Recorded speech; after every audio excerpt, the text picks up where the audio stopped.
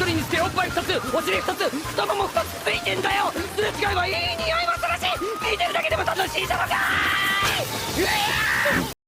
ウォーターブリージングボンク Go to ホーニージェール。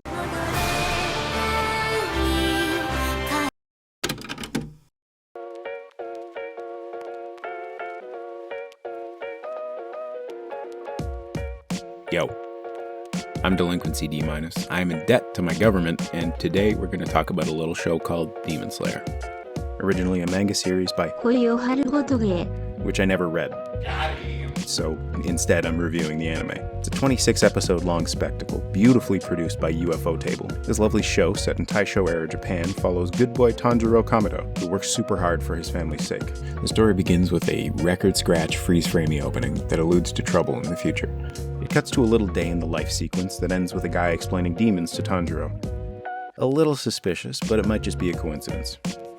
And then there's a modern art piece with his family as the paint, confirming that nothing is a coincidence. It returns to the scene here by about 7 minutes into episode 1, and it's revealed that, spoiler, Nezuko wasn't dying, she was turning into a demon herself. Then this guy shows up. 義勇富岡 Tomio suggests Tanjiro learn the ways of the blade in order to join an organization dedicated to fighting demons while he searches for a way to turn his sister back.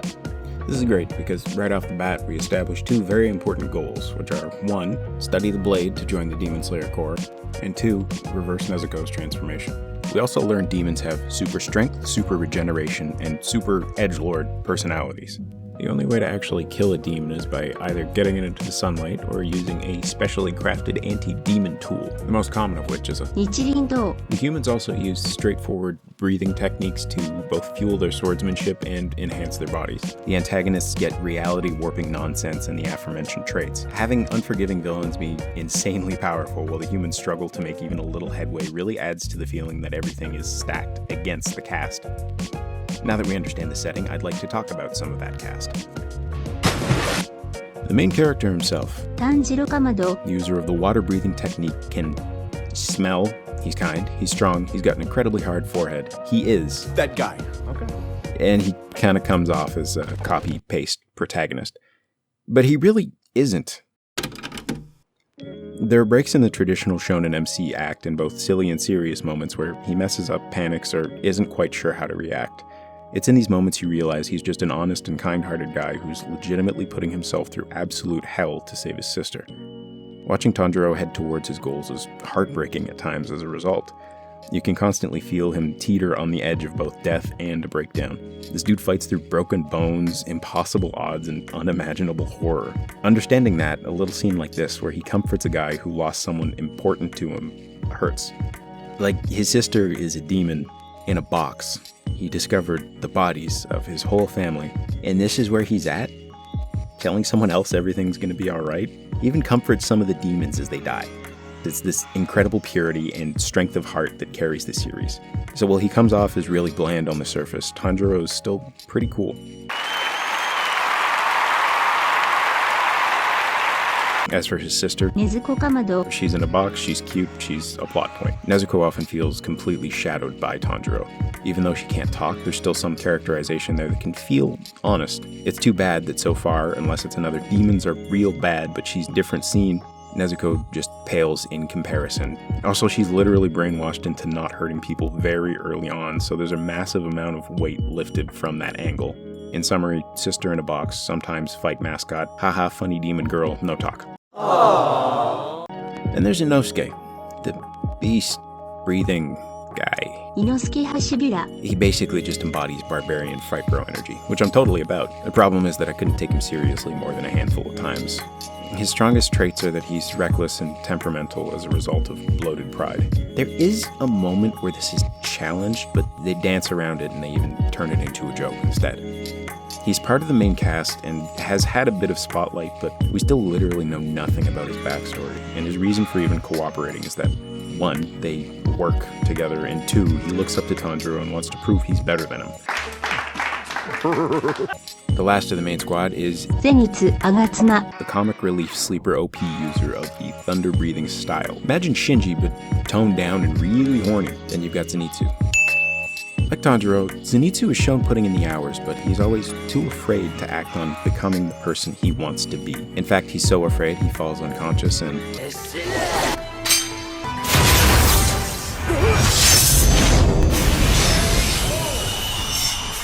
Unfortunately, this also means he doesn't get the full kick of his little bits of development, but just like Tanjiro, your soul feels these moments and longs for the day they become the standard.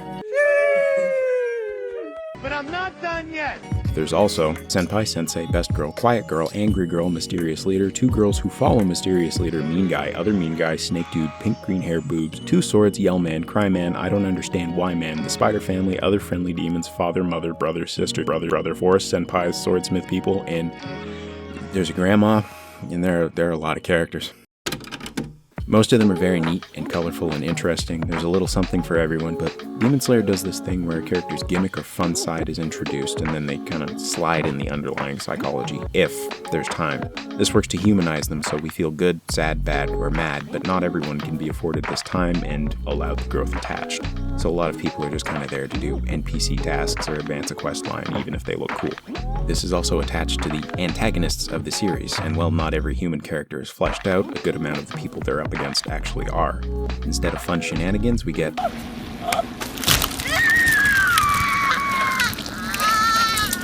And then as the psychology, it's the ideal, dream, or fault that became skewed and sent them on a path of not good. We should also talk about the one who leads them down that path and forces the lengthy cast of characters to action. He is the first demon. 無残鬼仏児 He's introduced very early on. He's one of those reclusive mystery man villains. He's the core reason for all the pain and torment that Tanjiro and company go through. Thankfully, this is built up decently using ominous dialogue and a few scenes of peekaboo. The key is that it's always very sinister. He has a family, but this is most likely some kind of masquerade so he can blend in with normal people and hide. The alternative idea that he's playing house so he can feel human is also A+.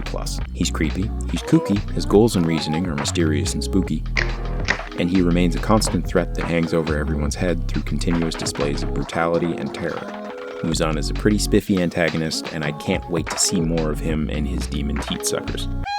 Let's pause the music for a second. Now that we've distributed these relatively good marks out of a total of 10, I need to explain why this season as a whole is only a great out of 10.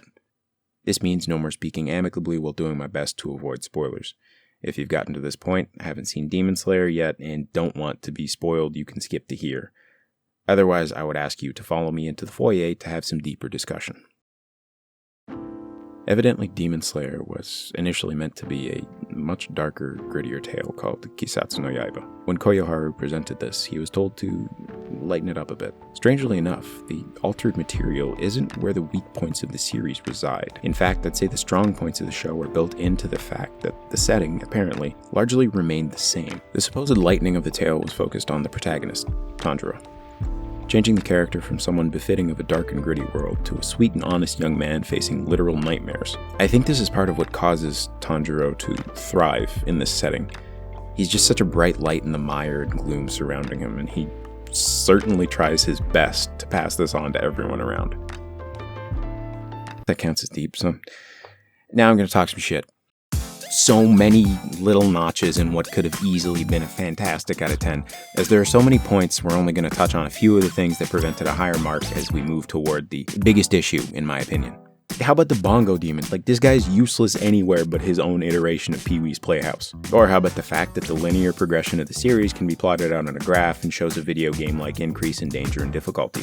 The biggest problem isn't even why Tanjiro has super smell as a natural ability, which started out making sense and then just made me scratch my head. How does he smell in opening? Is he maybe smelling his opponents getting sweaty and tired? Is he maybe getting a whiff of the shit in their pants? Could have easily just given him the old Sharingan, which apparently he gets anyways. I could speak about all that stuff, but instead I'm going to go over the greatest sin committed by the first season of this series. I understand why it probably went down like this. Things in manga can easily get rushed, overlooked, or shoehorned in. Unfortunately, this is a review and it is an issue to address. What I'd like to call out as the greatest bad, not good is the introduction of the fire-breathing style. Let me run over the scene real quick. It's the end of the final arc, and one of the members of the Elite 12 is face-to-face with Tanjiro. The leader of the spider family can sling his webbing so hard it broke Tanjiro's super demon killer sword. Tanjiro is extremely injured, and Spider Guy wants to take Nezuko because she seems like she'd make a good sister. We know Tanjiro is going to fight regardless of how difficult it is. We know he's learned everything from the water-breathing style, and we've seen him practice it to absolute death for about 2 years and some change at this point. Problem is, the main man couldn't cut Big Spider-Man, and now he really can't cut Rui. Highly likely he's either going to lose or scrape through with great difficulty. Then he starts making the goddamn water dragon. Constant flux, the representation of Tanjiro's hard work and effort, carrying him forward towards an impossible task with what little energy he has left. This is the highest tension moment in the season. Can Tanjiro succeed? Will he save Nezuko? Who cares? Everybody just gets new moves and the fight stops making sense. At the height of the final battle, they take 2 whole fucking minutes to explain why Tanjiro has a new move that was never mentioned previously. You know what was mentioned? Hanafuda earrings, Tanjiro chaining moves from the water-breathing style to make sick nasty combos, and the swordsmith thinking his sword would turn red. His sword actually does turn red here because Nezuko's blood both explodes on demons and supercharges their swords, but it's smothered by everything else, so it's very easily missed. Let me repaint the scene real quick. Tanjiro's dad taps him on the shoulder and says, "Tanjiro, be a man. Be strong. Protect your sister." Then he flips into a water dragon wheel or something and the remains of his sword turns red. This had all been established and would make total sense utilizing the momentum built by Tanjiro's journey. But no. He remembers at the perfect time that he's the main character and his dad tells him he has to use his new move. Him being saved is like an extra level of unsatisfying. It feels less like a clutch save and more like an emergency escape button. The ending to the final fight was a massive ball drop. A ball drop that looked fantastic and hit all the right emotional cues leading up to it, so I understand if your brain was off when this happened. To be fair, once again, this was a weekly manga, and weekly mangas often have dumb changes and forget things because of popularity polls, the author getting a cool idea, or the author just straight up forgetting. Overall, it's plain to see Demon Slayer is a very nice, neat package, and I really do like it. It represents actual quality and care in a project amidst the storm of that is the current anime industry. I cannot say enough about how much I appreciate this anime. The story is great, and this adaptation by UFO Table absolutely knocks it out of the park. Please go watch Demon Slayer. Despite the faults I believe it has, it is worth your time. If you like this video, please subscribe, maybe drop a like, and mention anything you agreed with or disagreed with in the comments below. Thanks for watching.